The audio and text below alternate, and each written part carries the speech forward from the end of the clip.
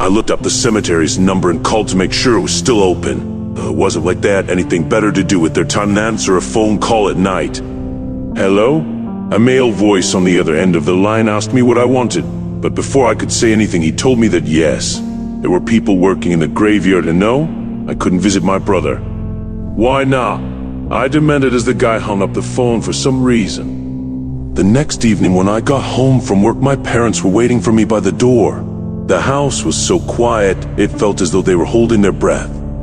I sat down in front of the TV and turned it on, hoping to find something that might help. They just stared at me silently as if trying to will words into existence. Something bad must have happened again, but this time it was something else. My father lost his job. We didn't know where we'd get money from now on, and the last thing my mother needed right now was more trouble. So after staring down at the floor for a while, my father spoke. "You're going to take us," he said that very simply and calmly, which made things even worse somehow. What kind of son would leave them? Why would you ever want to run away like your brother did? Then came another question about whether or not I thought my little brother deserved what happened to him. We arrived at the graveyard gates around 9:30 that night. Our car's headlights shone across tall grasses littered with leaves and dry sticks lying along the sides of the road leading to the graveyard. It wasn't a good place for a drive late at night, but our situation called for desperate measures.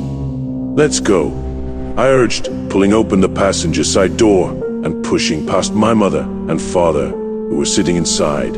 I was determined not to let anyone stop me, and yet, no one tried to prevent my leaving. When I reached the cemetery's iron fence, I grabbed onto its rusty bars and pushed myself through with great difficulty. The fence squealed loudly in protest while bending around to accommodate my body, then falling back into place once I was finally gone from view. At first I felt embarrassed about what had been done to my brother. It was as if he had died again because of my selfishness. But when I stepped over the broken fence and entered the cemetery proper, all those emotions disappeared. All that remained were images of the countless white tombstones surrounding me, shining brightly under the moonlight. Every step brought an even deeper sense of dread upon me. Every inch seemed to bring closer that moment when we'd have to stand by his grave, wondering why this was happening. I started walking toward it without really knowing where exactly it was. After several steps, the air began to feel heavier against my skin. It became hard to breathe, and my feet stopped moving altogether. As I stood there in absolute stillness, I could hear the sound of footsteps approaching in front of me. I knew the employees wanted to keep me away from my brother's final resting spot, and they would try everything they possibly could to do so. But the only way out of here was forward, so that's what I did. As I pushed forward, a shadowy figure emerged from between two rows of headstones ahead of me. Their form looked familiar, but before I could tell what kind of person it belonged to, their face slipped beneath the moon's light. A boy wearing a dark hooded sweatshirt with blue jeans.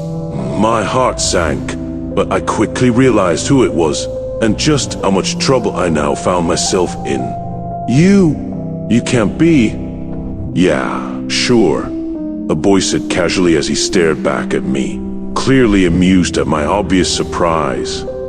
I turned around to discover that my family wasn't following me at all. Instead, my mother and father had chosen to stay at the car and watch over us from afar, probably afraid of getting involved if anything went wrong. There was nothing more I could do or say for them anyway. "Where are you taking me?" I asked him. The boy smirked and pulled his hood back up to cover his eyes. "To see your brother." Then he walked on ahead of me into the darkness of the graveyard. We headed into an area filled with broken tombstones, rotting wooden crosses, and withered wreaths left behind long ago by some other grieving family members. Looking upon the grave we'd come so far to visit, the only thing keeping the air from feeling even worse was that this section of the cemetery hadn't been visited by anyone recently, making the night air almost bearable. Then we came across another set of gates, which I assumed were leading inside the graveyard itself. "This is where I leave you," the boy told me before disappearing through the gate. And then I found my little brother's headstone lit brightly in front of me under the moon's bright glow. I could feel the heat of anger burning within me again. What kind of monster had done something like that to a small child?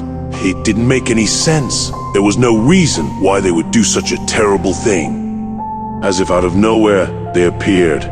3 identical boys. Their bodies, clothes, and faces looked very similar to each other. They stood around 10 feet away from me, staring at me with hateful looks etched into their pale blue eyes, a look not unlike the one I'd seen on my brother when he thought I was abandoning him. The 3 continued watching me without saying a word while the tears began streaming down my cheeks. It hurt more than I could ever have imagined to see them standing here like this after everything that happened earlier. The last thing I wanted right now was for them to continue treating me like some kind of evil spirit, but still they refused to move. "What are you going to do about it?" asked the closest boy, who wore black glasses and an old jacket covered in faded patches. He seemed as though he was the leader of the group, judging by how the other 2 were looking up at him and nodding occasionally. I took a deep breath and tried to keep myself together, but then another voice broke through my thoughts. "You can't kill us all." It belonged to another boy dressed exactly the same as the others, except his face wasn't hidden beneath a hoodie or anything else. His eyes shimmered green underneath the moonlight shining down from above. "It doesn't matter what your powers might be, we're just gonna end you." He pointed toward me with his finger before shouting back to his friends, "Kill him." Then the 3 of them ran forward towards me with their hands stretched out in front of themselves, ready to attack me. I covered my eyes with both of my arms. The pain was too much to handle and I couldn't take any more.